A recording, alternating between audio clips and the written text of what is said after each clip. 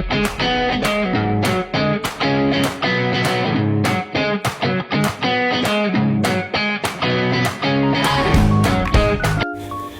teman-teman semuanya, saya Putri Tias Rahayu bersama teman-teman kelompok saya akan menjelaskan tentang SQL, Structured Query Language. Sebelum itu, saya akan memperkenalkan terlebih dahulu teman-teman saya.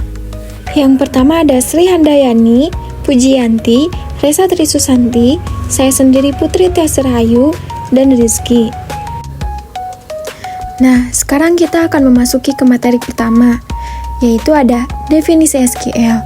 SQL atau Structured Query Language merupakan bahasa pemrograman standar yang digunakan untuk mengakses, mengubah, dan mengelola database rasional. Yang kedua ada fungsi SQL. 1. Mengakses atau mengubah database. 2. Menjalankan sebuah query maupun mengambil data yang dibutuhkan, termasuk memperbarui atau menyisipkan data dalam database. Yang ketiga, menghapus data pada database. Keempat, membuat sebuah prosedur baru dan akan tersimpan di dalam database. Dan yang kelima, mengatur akses dalam tabel, prosedur, maupun hal-hal penting lainnya. Nah, materi yang selanjutnya akan dijelaskan oleh teman saya. Yang ketiga, jenis-jenis perintah SQL. 1. Data Definition Language atau DDL. Mengelola struktur database.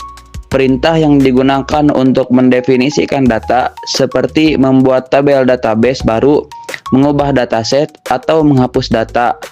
Berikut jenis-jenis perintah dasar DDL. A. Create. Untuk membuat tabel, kolom, atau database baru, kita bisa membuat sebuah query dengan contoh create database nama underscore database. B. Alter.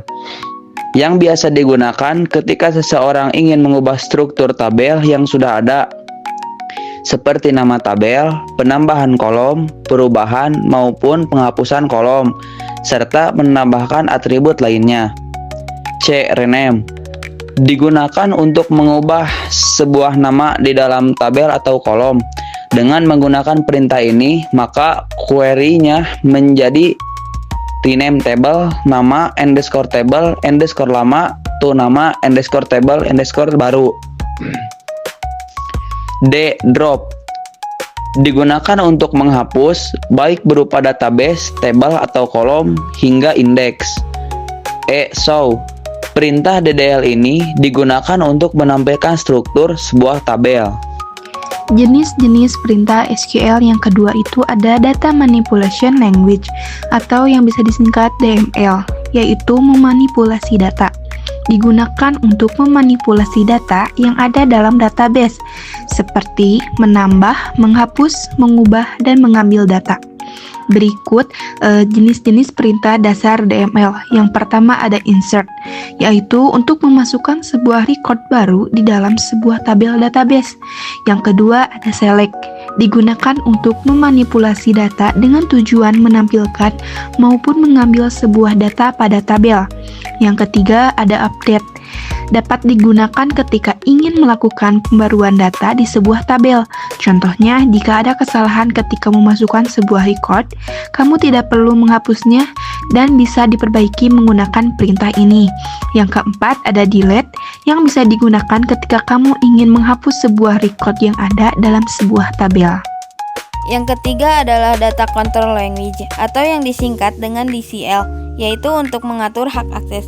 Perintah SQL ini digunakan khususnya untuk mengatur hak apa saja yang dimiliki oleh user, baik itu hak terhadap sebuah database ataupun pada tabel maupun file yang ada.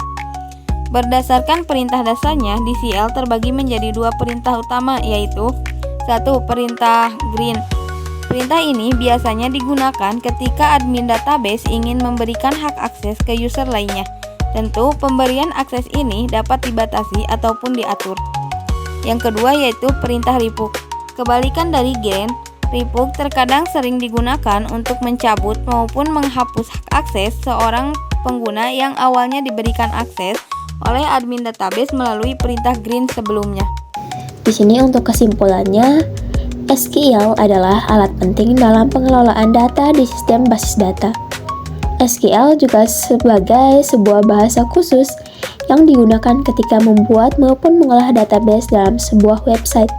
Dengan memahami jenis-jenis perintah seperti DDL, DML, DCL, dan fungsi SQL, kita bisa membuat dan menganalisis database dengan efisien. Slide selanjutnya yaitu pertanyaan. Di sini deskripsi pertanyaannya saling berkaitan antara nomor 1 sampai nomor 5. Deskripsi pertanyaan: di sebuah database kampus digital terdapat tabel mahasiswa seperti nama, NIM, jurusan, alamat, dan nilai. Yang pertama, NIM-nya 220001, nama Andi, jurusan informatika, alamat Jakarta, nilai 80. Yang kedua, NIM-nya 220002, nama Sari, jurusan sistem informasi, alamat Bandung, nilai 75. Yang ketiga, NIM 220003, nama Budi, jurusan informatika, alamat Surabaya, nilai 90. Yang keempat, NIM-nya 220004, nama Citra, jurusan sistem informasi, alamat Malang, nilai 85. Pertanyaan pertama, jika ingin menampilkan nama dan nilai mahasiswa yang memiliki nilai di atas 80, perintah SQL yang benar adalah A. Select nama, nilai from mahasiswa where nilai lebih dari 80, B. Select nama, nilai from mahasiswa where nilai kurang dari 80, C. Select bintang from mahasiswa where nilai lebih dari sama dengan 80, D. Select nilai from mahasiswa order by nilai, Pertanyaan yang kedua, perintah SQL untuk menambah kolom baru bernama tanggal underscore lahir ke tabel mahasiswa adalah: yang pertama, A. add kolom tanggal underscore lahir D to mahasiswa B. alter table mahasiswa add tanggal underscore lahir D C. update mahasiswa add tanggal underscore lahir D. insert into mahasiswa buka kurung tanggal lahir tutup kurung . Pertanyaan yang ketiga, untuk menghapus data mahasiswa dengan NIM 220003, perintah yang tepat adalah A. drop mahasiswa where NIM sama dengan 220003, B. delete from mahasiswa where NIM 220003, C. remove mahasiswa where NIM 22003, D. delete mahasiswa NIM sama dengan 22003.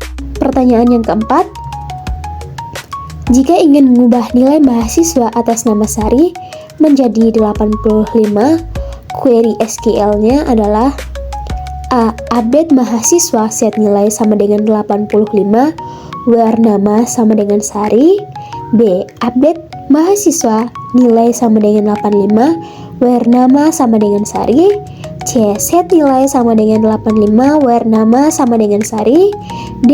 change mahasiswa nilai to 85 where nama sama dengan Sari. Pertanyaan kelima atau pertanyaan terakhir, untuk menampilkan seluruh mahasiswa dari jurusan informatika yang nilainya di atas 80, query SQL-nya adalah A. select bintang from mahasiswa where jurusan sama dengan informatika AND nilai lebih dari 80, B. select nama from mahasiswa where jurusan sama dengan informatika AND nilai kurang dari 80, C. select nilai from mahasiswa where nilai lebih dari 80, D. select bintang from mahasiswa where nilai lebih dari 80 or jurusan sama dengan informatika. Dan ini adalah jawaban dari 5 soal tersebut. Kalian bisa belajar serta mencobanya di rumah. Nah, di sini juga kami mencantumkan sumber terpercaya dari beberapa jurnal. Mungkin sekian yang bisa kami sampaikan. Semoga memberikan manfaat kepada teman-teman semua.